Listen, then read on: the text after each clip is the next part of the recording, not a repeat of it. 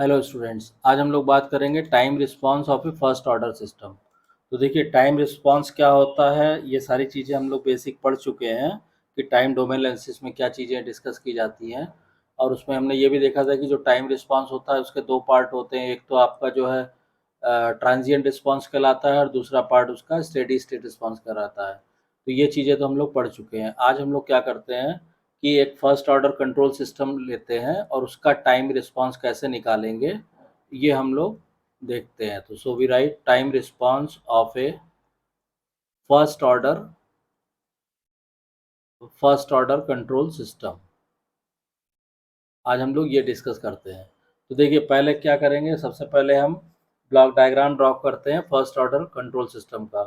तो हमें मालूम है कि क्या होगा, ये आप एक समिंग एम्पलीफायर हो गया, ठीक है। यहाँ पे आर एस क्या हो जाएगा, आर एस इनपुट हो गया। उसके बाद ये फॉरवर्ड लूप गेन यहाँ पे लगाइए। ये कितना होता है, ये होता है फर्स्ट ऑर्डर के लिए 1/ST। ठीक, ये हमें यहाँ पे मिल जाएगा आउटपुट। और यहाँ पे negative feedback, unity negative feedback apply कर दीजिए ये। ठीक, तो ये क्या हो गया, ये ब्लॉक डायग्राम हो गया एक first order unity feedback system का।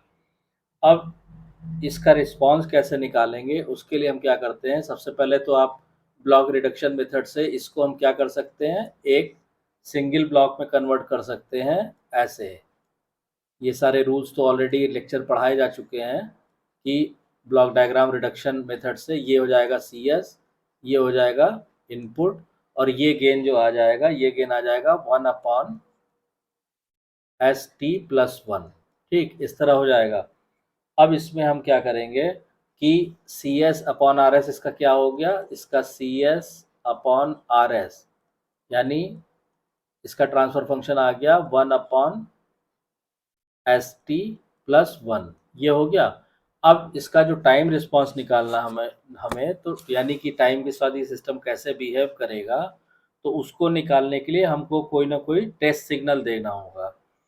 तो चाहे हम उसको टेस्ट सिग्नल क्या होते हैं, ये पिछले लेक्चर में हमने आपको पढ़ाया था। तो अब चाहे आप इसको यूनिट स्टेप सिग्नल दीजिए, चाहे यूनिट रैम्प दीजिए, चाहे आप यूनिट इम्पल्स दीजिए। तो आज जो हम लोग देते हैं इसको, हम इसको देते हैं unit step function.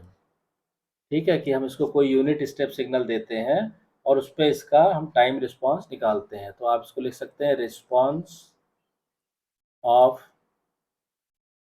The first order system, first order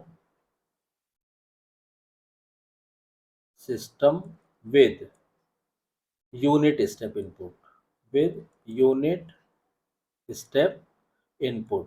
unit step signal क्या होते हैं, ये लास्ट वीडियो जिन स्टूडेंट्स ने नहीं अटेंड कीजिए प्लीज़ उसको अटेंड कर लीजिए, तो आपको क्लियर हो जाएगा यूनिट स्टेप सिग्नल क्या होते हैं। अब इसमें देखिए C S upon R S अभी हम लोगों ने देखा क्या होता है, ये होता है 1/ST+1। ठीक है, तो इसलिए यहाँ से अगर हम आउटपुट निकालेंगे सी एस, तो वो हो जाएगा 1/ST+1 इंटू आर एस, ये हो जाएगा। और हमें मालूम है कि for unit step input R S की वैल्यू क्या होगी, आर एस इक्वल टू हो जाएगा 1/S। ठीक, तो इसको आप यहाँ पे रख दीजिए इस इक्वेशन में। तो सी एस इक्वल टू कितना आ जाएगा, सी एस इक्वल टू हो जाएगा 1/S इंटू ST+1, ये आ जाएगा।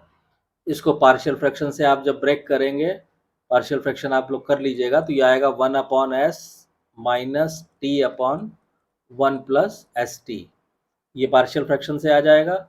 इसको हम और टी से अगर डिवाइड कर दें तो इसको हम इस तरह लिख सकते हैं 1/S माइनस 1/S+1/T, S+1/T, ये आ जाएगा। ठीक, अब इससे क्या होगा, अब इसका क्या कीजिए, आप इनवर्स लाप्लास ले लीजिए, taking Laplace inverse both side. ठीक है, मान लीजिए ऐसे लिख दिया हमने, तो ये हो जाएगा लाप्लास इनवर्स ऑफ 1/S। ठीक है, Laplace inverse of 1/S minus Laplace inverse of 1/S+1/T, ये आ जाएगा। तो 1/S का क्या हो जाएगा, 1 हो जाएगा, और इसका s प्लस 1/t का आ जाएगा माइनस का e माइनस t/t, ये इसका टाइम डोमेन में इक्वेशन आ जाएगी। ठीक, this is the time response for unit step input. अब मान लीजिए हमने कहा कि अगर टाइम सपोज कीजिए टाइम इक्वल टू हम t मान लें, तो सी टी क्या आ जाएगा, तो सी टी हमारा आ जाएगा 1 माइनस ई की पावर -1 हो जाएगा, और इसकी वैल्यू आप रख देंगे तो ये हो जाएगा 0.632, या परसेंटेज में अगर आप लिखेंगे तो ये आ जाएगा 63.2%। मतलब कि यहाँ पे अच्छा पूछेंगे सर टी क्या है, तो टी यहाँ पे सिंपली क्या है, टी जो है वो टाइम कांस्टेंट है, दिस इज टाइम कांस्टेंट। ठीक, and it is defined as the time required for the signal to attain 63.2% of final or steady state value। मतलब ये टाइम कांस्टेंट क्या है, टाइम कांस्टेंट वो टाइम इंटरवल है या वो टाइम है जिसमें रिस्पांस अपने फाइनल वैल्यू का, अपने स्टेडी स्टेट वैल्यू का 63.2% पहुंच जाता है। क्लियर, तो time constant indicates how the system reaches the final value. मतलब इससे एक ये भी पता चल जाता है कि टाइम कांस्टेंट से हमको पता चल जाएगा कि सिग्नल अपने फाइनल वैल्यू पे कैसे पहुंच रहा है। अगर टाइम कांस्टेंट छोटा है तो सिस्टम का रिस्पांस फास्टर है, इफ टी इज लोअर या स्मॉल, या ऐसे कह लीजिए स्मॉल, तो क्या होगा, सिस्टम रिस्पॉन्स इज फास्ट, और अगर ज़्यादा है तो सिस्टम का रिस्पॉन्स स्लो है। ठीक है, तो ये चीज़ होती है टाइम कांस्टेंट जब वो 63.2% पहुंच जाता है अपने फाइनल वैल्यू का। अब इसमें हम क्या करेंगे कि since the output increases exponentially from zero to final value of the curve at T equal to zero, तो क्या होगा कि अगर हम मान लीजिए डी सी को हम सी को डिफ्रेंशिएट कर दें टी की रिस्पेक्ट में, टी की रिस्पेक्ट में स्मॉल टी, और टी इक्वल टू पे जीरो पे इसकी वैल्यू निकालें, तो डिफ्रेंशिएट करके क्या आएगा 1/t ई की पावर -t/t, ये आएगा। और at T equal to zero क्या हो जाएगा, at T equal to zero D C by D T आ जाएगा आपका, D C by D T जो स्लोप आएगा इसका ये होगा 1/t ई की पावर जीरो, मतलब सीधा सीधा 1/t। ठीक, तो इसका मतलब ये हुआ कि from the exponential curve it is clear that the magnitude of the output response equals to 63.2% of final value in one time constant. In two time constant the magnitude of output reaches 86.4% and approximately 98% in 4 time constant when the actual output reaches within 2% of the desired output.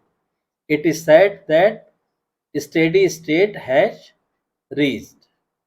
ठीक है, इसका मतलब ये हुआ कि the time 40 is known as settling time. अब क्या कीजिए कि आप इसका पहले रिस्पॉन्स का कर्व खींचिए, तब ये जो चीज़ें हमने आपको बताई हैं ये क्लियर होंगी। ये मान लीजिए टाइम हो गया, और इधर हम शो कर रहे हैं ये क्या है, सी टी हो गया। ठीक है, अब इसमें जब आप ड्रॉ करेंगे इसको, तो सपोज कीजिए ये हमने वैल्यू ले ली, दिस इज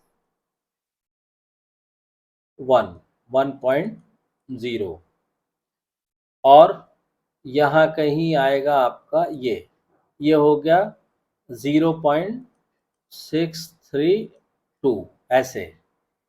अब जब आप इसका कर्व ड्रॉ करेंगे तो वो कर्व जो आएगा वो एक्सपोनेंशियल कर्व है, तो वो आपका मान लीजिए हम डिफरेंट कलर से बनाते हैं ताकि मिक्स ना हो, वो आपका करीब इस तरह आएगा। समझ रहे हैं, ये कर्व जो है आपका वो इस तरह आएगा। अब इसमें क्या होगा कि इसमें जब हम डिफरेंट चीज़ मेंशन करेंगे कि टाइम मेंशन करेंगे कौन सा टाइम कहाँ पे, तो देखिए सबसे पहले तो ये 0.632 वाला वैल्यू लीजिए, ये वाला, यानी ये जो टाइम है ये यहाँ पे, ये क्या है, ये ज़ीरो टाइम है, ये एक टी हो गया। ठीक, उसके बाद ये जो 2% पहुंच रहा है स्टेडी स्टेट वैल्यू का 0.02, ये डिफरेंस हो गया। ये टाइम कितना हो गया, ये टाइम एक तरह से हो गया आपका 4t, इसी को सेटलिंग टाइम कहते हैं। और ये बीच का ये पोर्शन है, ये कितना हुआ, ये हुआ 0.98। ठीक है, तो और ये जो कर्व है, कर्व की इक्वेशन हम लोग लिख ही चुके हैं, क्या है, c t is equal to 1 minus T by t. ठीक, अब इसमें क्या होगा कि ये जो 40 होता है, यही 40 क्या कहलाता है, सेटलिंग टाइम। सेटलिंग टाइम, इसको टी एस लिखते हैं ऐसे, कि जब अपनी फाइनल वैल्यू का 98% पहुंच जाता है सिस्टम का रिस्पांस, तो उसका सेटलिंग टाइम कहलाता है। और जब 63.2% जितने टाइम में पहुंचता है, वो उसका टाइम कांस्टेंट कहलाता है, टी। ठीक है, अब इसमें क्या, तो एरर इसमें कितनी होती है, अगर हम लोग एरर की बात करेंगे तो यहाँ यहीं पे हम निकाल देते हैं कि साहब एरर जो होगी, एरर हो जाएगी आपकी e t is equal to, जो आउटपुट आ रहा है, r t minus c t. R t कितना है, 1, माइनस सी टी कितना है, 1 माइनस ई की पावर टी बाई टी। इसको यानी ये आ गया, एरर कितना आ गया सॉरी, ई की power minus T by T, ये इसका एरर आ गया। ठीक, अब स्टेडी स्टेट हम एरर निकालेंगे तो क्या करेंगे, टी टेंड्स टू इन्फिनिटी कर देंगे। तो यहाँ हम लिखें स्टेडी स्टेट एरर,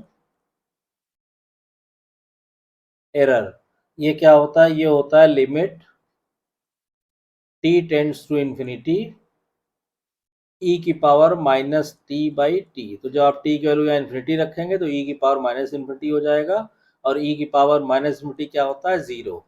तो इस केस में यानी फर्स्ट ऑर्डर सिस्टम में यूनिट स्टेप सिग्नल के लिए स्टेडी स्टेट एरर जीरो आती है। तो मेन जो है आपको यही चीज आपको एक्सप्लेन करनी थी। अब इसमें देखिए, जो अभी हमने आपको बताया कि टाइम कांस्टेंट पे डिपेंड करता है कि सिस्टम फास्ट है या सिस्टम स्लो है, तो उसको आप चाहें तो अगर हम आपको दो डिफरेंट कर्व ड्रॉ करें, ठीक है, चलिए ड्रॉ करके आपको दिखाते हैं, तो उससे भी आपको पता चल जाएगा कि टाइम कांस्टेंट किस कर्व का क्या है। अब सपोज कीजिए हमने कहा कि ये हमने ले लिया टाइम एक्सिस, जीरो हो गया, ठीक, और हमने कहा साहब ये हमारा मान लीजिए 1.0 हो गया, ये हमारा सी टी हो गया, और यहाँ कहीं ये जो है लाइन, ये लाइन हो गई 0.632। ठीक है, इसको इसको आप लिख भी सकते हैं जो हम ड्रॉ कर रहे हैं कि साहब exponential curve, exponential curves of two systems having different time constant, different time constants। ठीक है, अब मान लीजिए हम पहला कर्व ड्रॉ करते हैं, तो सपोज कीजिए पहला कर्व हमने ड्रॉ किया, तो वो तो आ गया आपका इस तरह, मान लीजिए इस तरह चला गया, इसको ऐसे कर दीजिए। ठीक, दूसरा कर्व हमने ड्रॉ किया, ठीक है, दूसरा आ गया आपका इस तरह।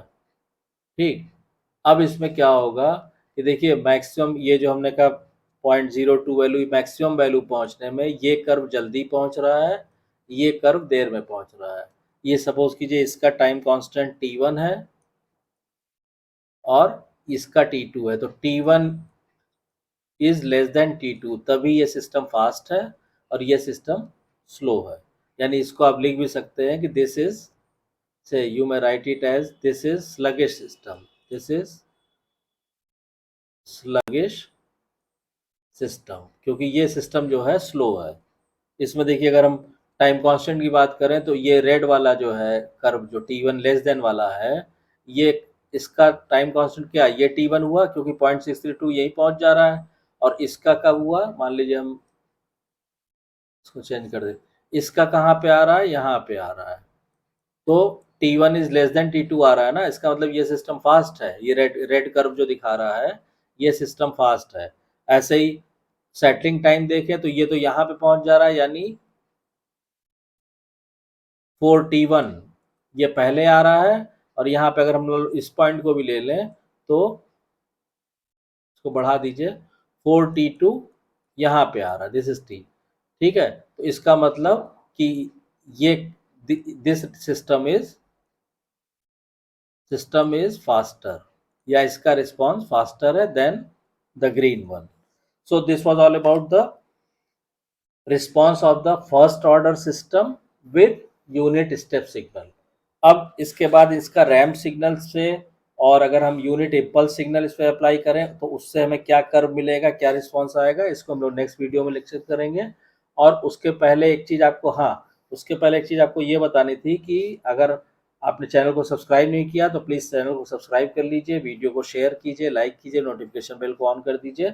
और इसमें एक चीज़ आपको ये बतानी थी कि जैसे आपने यूनिट स्टेप सिग्नल का रिस्पॉन्स निकाला है, ऐसे ही आप यूनिट रैंप हम सिग्नल देंगे, उसका आप रिस्पॉन्स देखिएगा, और ऐसे ही हम यूनिट इम्पल्स सिग्नल देंगे एज ए टेस्ट सिग्नल, उसमें हम इसका रिस्पॉन्स भी कैलकुलेट करेंगे और स्टेडी स्टेट एरर भी निकालेंगे, और फिर हम ये कंपेरिजन करेंगे कि the same first order system how it behaves for a different input test signal.